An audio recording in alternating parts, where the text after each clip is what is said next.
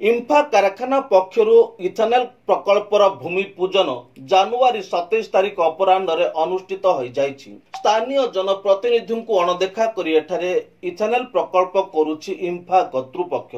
कंपानीर एही नीति जोगु पारिपार्श्विक अंचल रे विरोधर दाना बांधुछि। अंचल रे विकास नारे पारिपार्श्विक विनाश करुछि एही कंपानी बोली स्थानीय लोके मत व्यक्त करुछंती।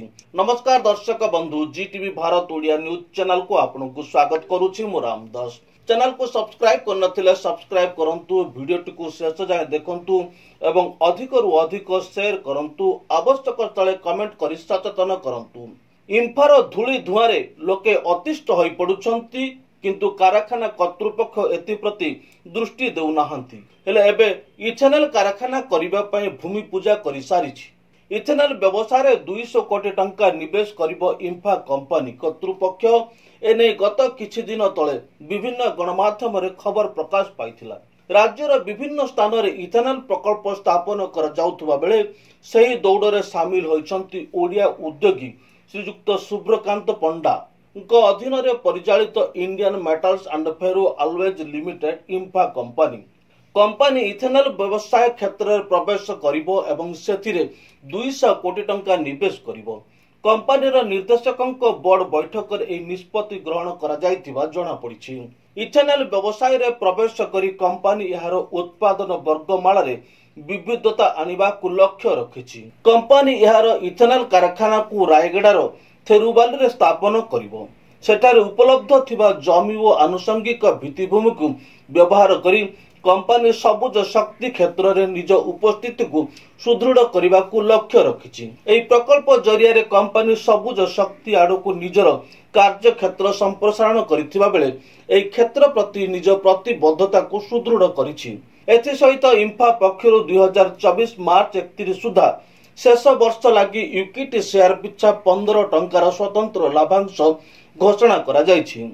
योग्य अंशधनकारी को एही स्वतंत्र लाभांश सही वर्ष एप्रिल 27 सुधा दिया जिबार घोषणा करा जाइथिला। निकटरे इम्फार एमडी श्री पंडा कहिथिले जे 2023-24 आर्थिक वर्ष रे कंपनीर खनिज पदार्थ उत्पादन 7.3 लाख टन को वृद्धि पाइबार संभावना रहिछि, जहा गत वर्ष 6.7 लाख टन थिला।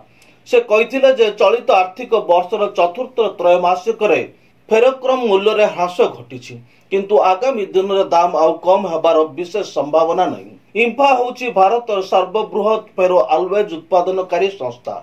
कंपनी रे फेरोक्रम फेरोसिलिकेन उच्च शुद्धता विशिष्ट फेरोसिलिकेन व फेरोसिलिकेन मैग्नीशियम उत्पादन करुछि।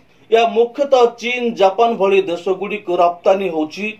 गोटिए रु अनेक कारखाना गढ़िबार सफल होइछि कंपनी कर्तृपक्ष। अथच कारखाना कर्तृपक्ष द्वारा अंचल तथा कारखाना कर्मचारी पिलांक शिक्षा दिगरे आखि बुझी देइछि। सामाजिक दायित्व बद्धता को गोइठा मारिछि कहिले अत्युक्ति हब नाही। एते बड़ कारखानार अनैतिक कार्यकलाप किए बा विरोध करिवो, जहा गत दिन रे घटी जाइथिबा अनेक घटना बा कथा को नै साहस होउनी कार स्वर उत्तोलन करिबाकू।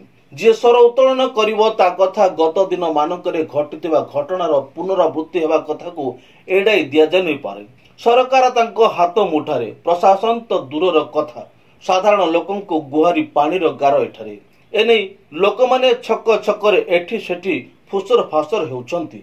पुणी कहउछंती क्षति रे चालुथिबा कारखानार मालिक गोटिए परे गोटिए कारखाना गोड़ी तलिबारे किपरि सक्षम हेउछंती। स्थानीय लोकंक मौलिक सुविधा, शिक्षा, गमनागमन, पानीय जल परी सामान्य सुविधा जोगाई देबा दिगरे पातर अंतर करुथिबा कंपनी निजुक्ति देव कुआडे। एठी कैजुअल लेबर ठारो ठिकादारी बाहर लोक करंती, अथच स्थानीय लोकों को सही सुविधा दिया जाऊ नाही बोली स्थानीय बुद्धिजीवी महल रे चर्चा होछि। स्थानीय जनप्रतिनिधि को न जणाई कोनोसी पुलिस सभा किंबा जनशुनाणी न करुणु इथेनल कारखाना गढ़िबा संपर्क रे इम्फा कारखाना उच्च पदस्थ अधिकारी को जणाइबा परे ए कथा को एडाई देइथिले डीजीएम महाशय बोली स्थानीय युववर्ग मत प्रकाश करिसंती। यार ठीक किछि दिन परे इथेनल कारखाना बा प्रकल्पर भूमि पूजन करिथिबारु अंचल रे विरोधर दाना बांधिबा स्वाभाविक होई पड़िछि। पंचायतर न ऑब्जेक्शन बिना कारखाना गढ़िबा पंचायत को अवमानना करने संविधान को अणदेखा करने सदृश हो पड़ी। 40 ବର୍ଷରେ ଏକ ଅଗ୍ରଣୀ ଶିକ୍ଷାନୁଷ୍ଠାନ ଚିନ୍ମୟ ବିଦ୍ୟାଳୟକୁ ବିଭିନ୍ନ ଆଳ ଦେଖାଇ ବନ୍ଦ କରି ଗୋଟିଏ ଘରୋଇ ଶିକ୍ଷାନୁଷ୍ଠାନ ସେଞ୍ଚୁରିଆନ ବିଦ୍ୟାଳୟକୁ ସରକାରୀ ଅର୍ଥରେ ନିର୍ମାଣ ହୋଇଥିବା କୋଠାରେ ଶାଗ ମାଛ ଦରରେ ଭଡ଼ା ସୂତ୍ରରେ ଦେଇଥିବା ବୁଦ୍ଧିଜୀବୀ ମହଲରେ ନିନ୍ଦା କରାଯାଉଛି। ଇଥାନଲ ପ୍ରୋଜେକ୍ଟ ସ୍ଥାପନ ପାଇଁ ଥେରୁବାଲି ସ୍ଥିତ କାରଖାନା ଦ୍ୱାରା ସ୍ଥାପନ ହୋଇଥିବା ଜିବି ନଗର 60 LIG ଏବଂ 40 LIG ମଧ୍ୟରେ ହୋଇଥିବା ଭୂମି ପୂଜନ ସମ୍ପର୍କରେ କାରଖାନା କର୍ତ୍ତୃପକ୍ଷଙ୍କ କୌଣସି ପ୍ରତିକ୍ରିୟା ମିଳିନାହିଁ। କାରଖାନାରେ କର୍ମରତ କୌଣସି କର୍ମଚାରୀ ଏ ସମ୍ପର୍କର ମୁହଁ ଖୋଲିବାକୁ ଡରୁଛନ୍ତି। ପ୍ରତିକ୍ରିୟା ପାଇଁ ଯୋଗାଯୋଗ କରିବାକୁ ଚେଷ୍ଟା କରିଥିଲୁ କିନ୍ତୁ ସମ୍ଭବ ହୋଇପାରି ନାହିଁ। ଗୁପ୍ତ ଭାବେ ଭୂମି ପୂଜନ କରିବା ପଛର ରହସ୍ୟ କ'ଣ ରହିଛି ତାହା ସନ୍ଦେହ ଘେରରେ। ଏହି ୟୁଟ୍ୟୁବର ଆୱାଜ ଯେ କାରଖାନା କର୍ତ୍ତୃପକ୍ଷଙ୍କ କାନକୁ ଭେଦିବ ତାହା ସମୟ ହିଁ କହିବ। Bureau report, GTV Bharat Odia.